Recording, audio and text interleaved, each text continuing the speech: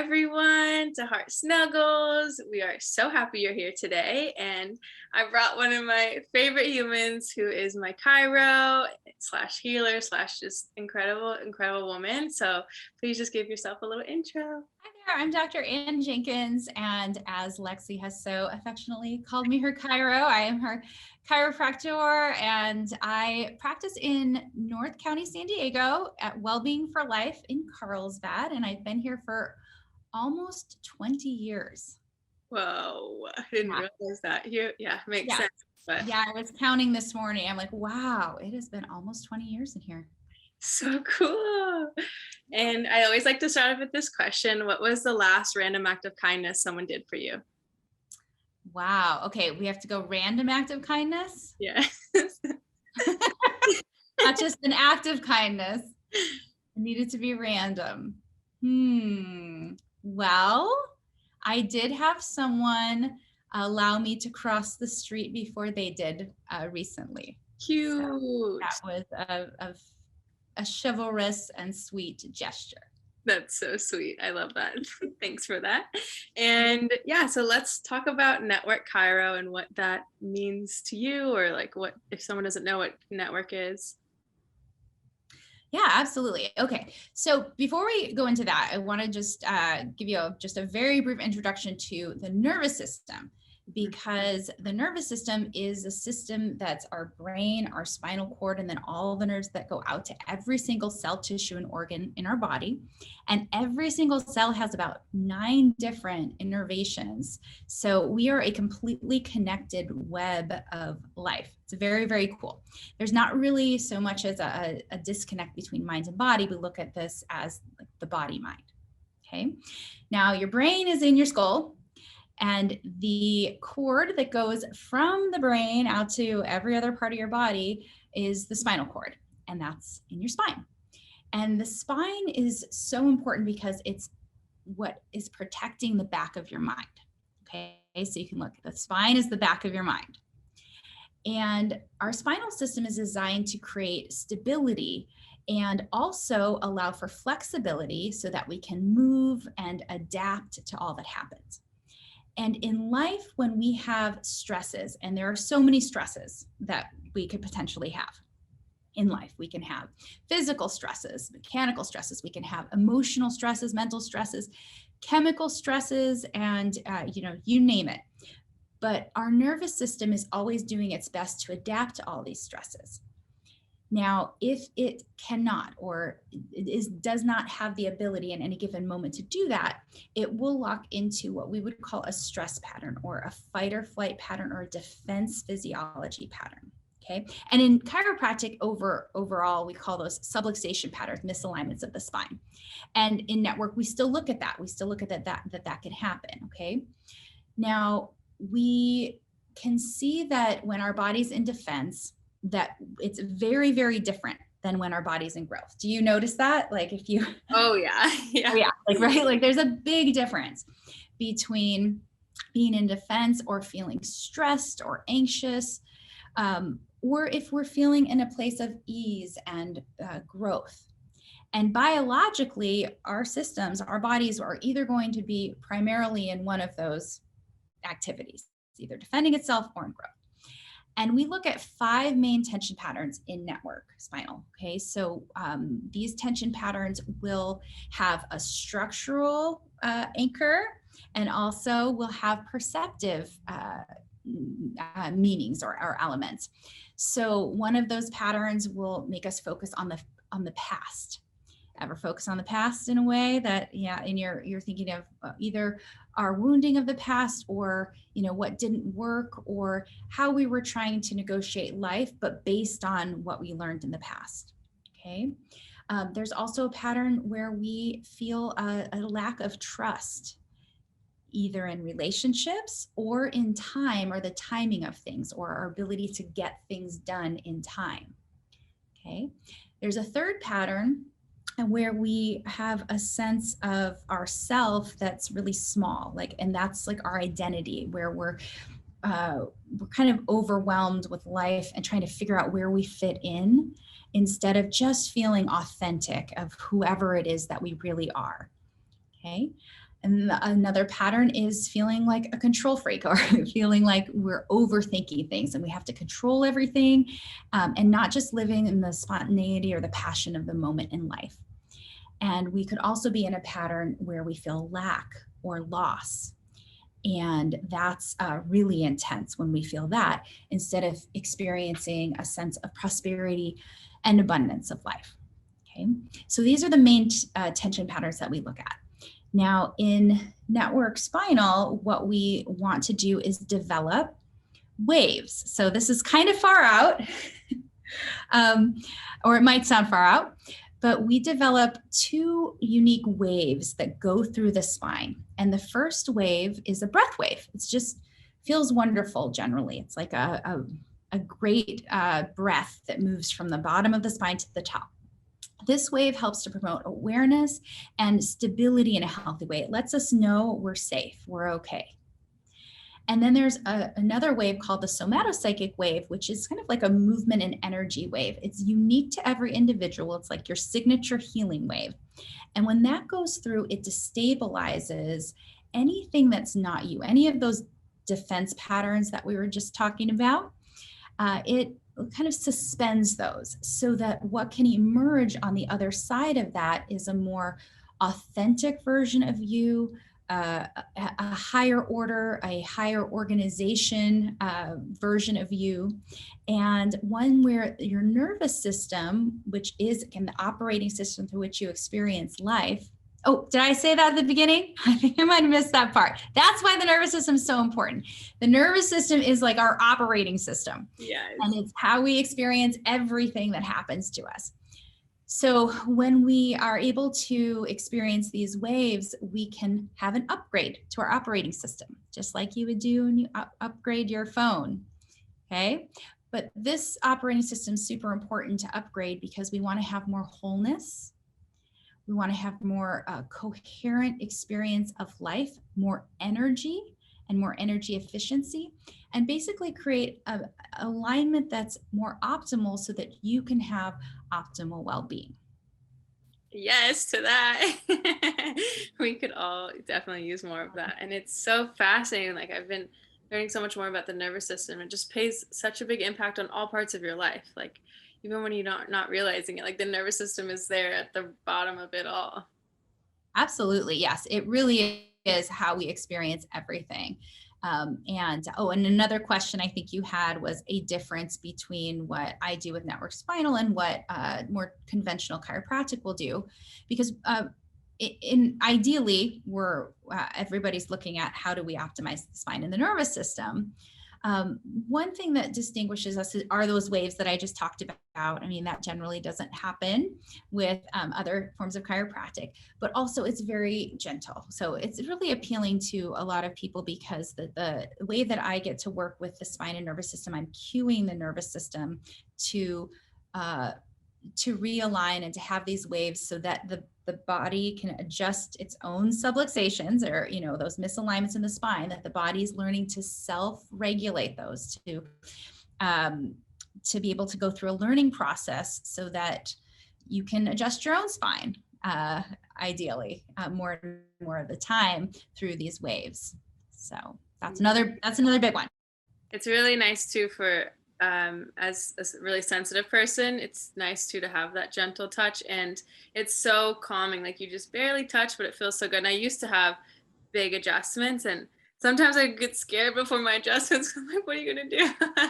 So it's a totally different experience. And I also like too that it's teaching the body, like the body knows where it needs to go, but the nervous system, when it's freaking out, it doesn't know where it needs to go. So once that's calm, the body naturally falls back into place. And I think that's just so magical that the work you're doing is just helping the body do what it already knows how to do. Absolutely. Your body's intelligent. And this is something that we need to celebrate and recognize. And we just want to work with that intelligence. Yes, the body is so intelligent. I want to talk about too, when you do breath work, what do you call it? The SRI? Somato Respiratory Integration. Yes. So somato means body, respiration's breath, and integration, integrating those two. Mm-hmm. And if you're either like external or internal, can we talk about that? sourcing? Sure. Okay. So you can think of it, energy is everywhere. And some people in general, like, have the ability to energize when they focus more on the energy and the spaciousness around them. And others have more of a natural way of energizing when they focus within. Okay. So we kind of go through an exploration at times to see where it is that you access peace and energy the most effortlessly. Okay.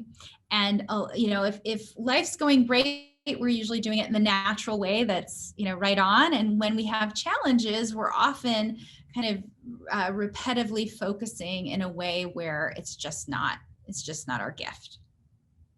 Yeah, it's so powerful to have that remembrance. And the SR work is super, super healing. And I love that you also, when we do it, we like focus on a part that might have tension or might feel a lot of things, and we go to a part that feels good. And like you fluctuate between the two. So you're not just like focusing so much on that one thing that's bothering you, but you balance the two out with focusing on what's also peaceful in you.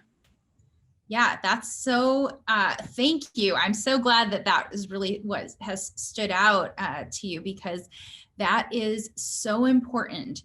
I mean, in life, so we know we get more of what we focus on. And if we only focus on what's not working great, or where we have bound tension or energy that's defended, we get more of that, and we start kind of to fight against something that's already in defense. If instead we can learn, oh, hey, where are we peaceful? Where is this working here, right? Where, and everyone has a spot, everyone has a space. I promise you, for those of you who are out there going, I don't know if there's any peace anywhere, there is.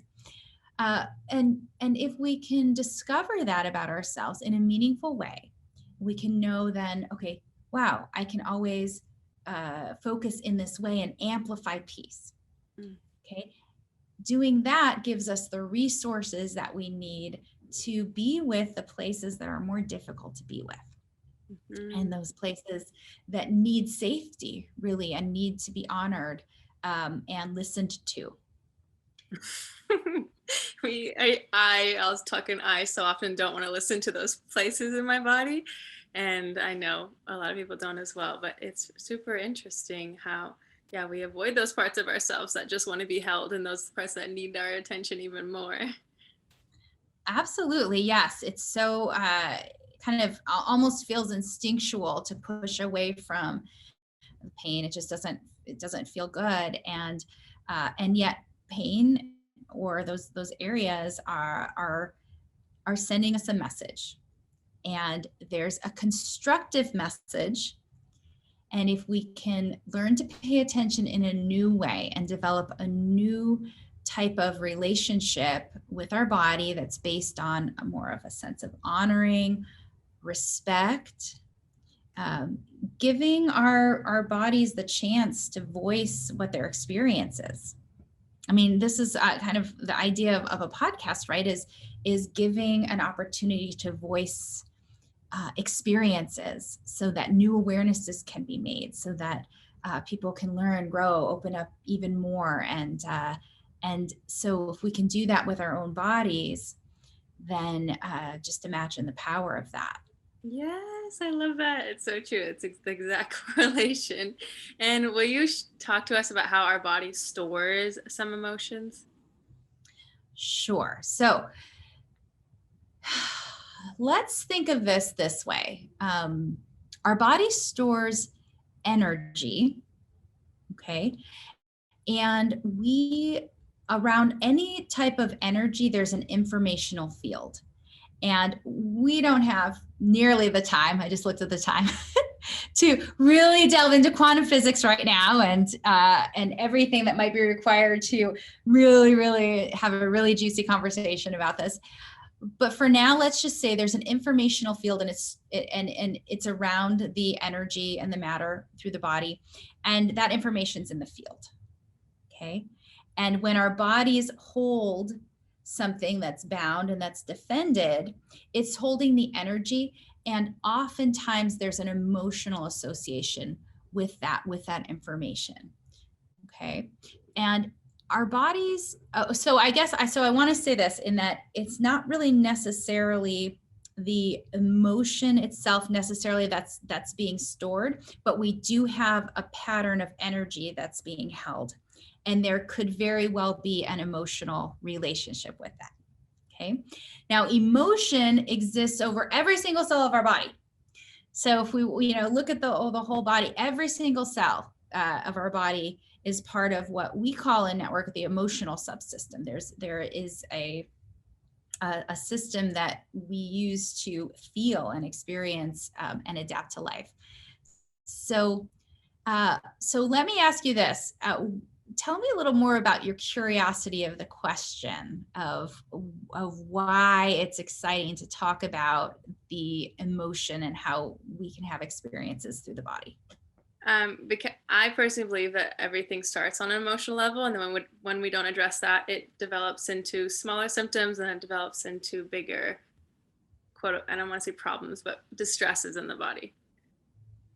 Mm-hmm.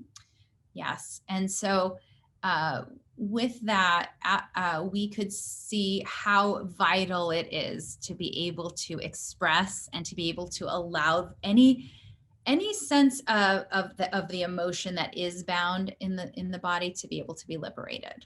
Mm-hmm. And it's certainly, if we're avoiding that and we're saying I don't want to feel that, that is definitely a experience or a phenomena that happens that can lead to more significant challenges, because that energy just wants to be expressed.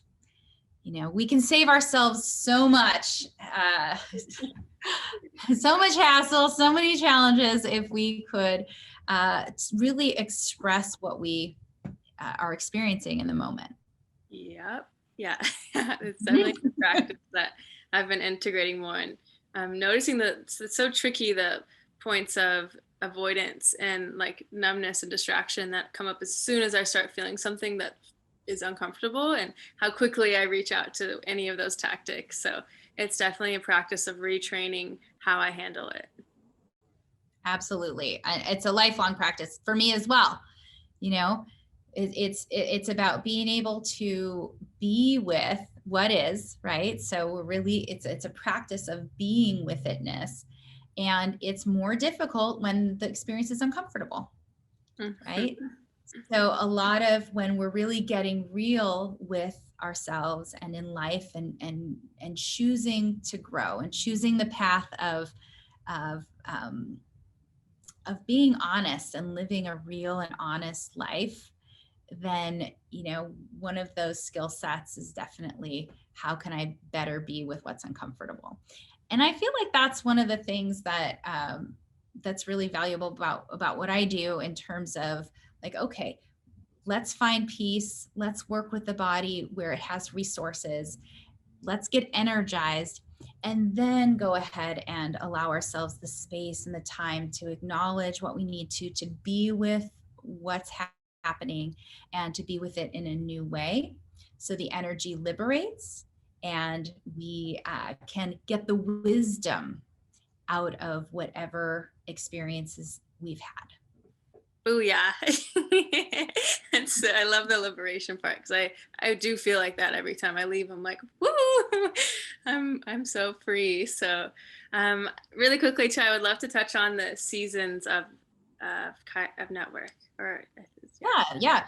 Oh, the seasons of well-being. Okay, great topic. Really cool. So we look at 4 different seasons. Okay. And these are the seasons of well-being that we go through in life, and they happen, well, seasonally, because they're seasons. Okay. So there's a timing to them. And the first season is discover. The next is transform, awaken, and then integrate. Okay. And so the first season of discover is where we are required in life to discover how we've moved away from pain. Okay, we all do it sometimes. We set up things in our lives and our experiencing so that we don't have to feel certain things. And what happens at a certain point is that we realize, whoa, we really need to discover what's going on here. And we need to discover how, in our attempt to move away from pain or avoid pain, we actually cause more pain for ourselves and others. Okay. So that's kind of the first part of the seasons. And then there's the season of transform. And the season of transform, we are creating a more authentic experience of life, of who we are in our relationships to others, to our work, to anything we can think of. Okay. And we want to move constructively towards our goals. Okay. When we're in transform, we're looking to create momentum and have victory and, live our best life and, go team. Like we're going to get there. Okay. And then in awaken, we experience more of a soulful existence where we have more of a being witness, more gratitude, grace, soulful collaboration, a sense of the spiritual nature of life that's way beyond the mind. So it's not really a concept. It's like, the actual experiencing of us as souls, as we're giving and receiving gifts, as we're waking up to community and participating more and making more conscious choice about how we're going to participate. Receiving others as gifts, receiving things that might have even been painful at one point in our lives as a gift, and blessing that, and then moving on with living our life.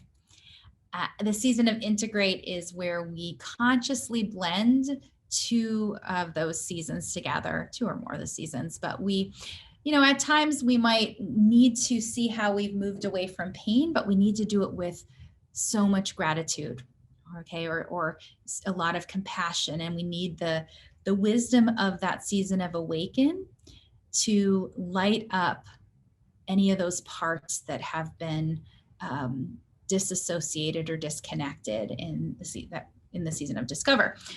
Or sometimes we need to light a fire and figure out where did we move away from pain and make some change, and let's do this. Like we might need a search and destroy mission that's more of a transform experience to get things done. We don't want anything to stop us. But where we still need to integrate with that season of discover in terms of how we've moved away from pain. So there's a natural progression in network care where we find out wherever the baseline is. Okay. So I work with you or anyone wherever there's energy. Okay. And I go with your body wisdom, your experience to see where that is. And then I say, okay, how do I optimize from there? Now, there is a general path of growth that tends to be where we learn to discover more, okay, where we develop a nice baseline for being with things that are uncomfortable and also having that safety and peace. And then where we make changes or where we just see, I think with you, Lexi, if I remember, there was just this really effortless, spontaneous experience that you started having of just feeling like you are more and more of who you really are. Yes. That happens in transform. It's like, it's just like effortlessly who you used to be or who you thought you had to be or who you're conditioned to be just kind of falls away as who you really are emerges, and that signal gets stronger and stronger. Mm-hmm. And then in awaken, where we have more of that gratitude, some people have a gift in that. You do. Okay. Yes, yeah. And probably a lot of people who watch your podcast, I'm guessing, yeah, might have more of an inclination there. So we don't have to wait to experience that until we've discovered and transformed, but it does get more effortless to feel that more and more of the time if we've handled that part of us that doesn't want to feel pain, and we're just like, I can feel what I feel, I can experience what I experience, and I've got that.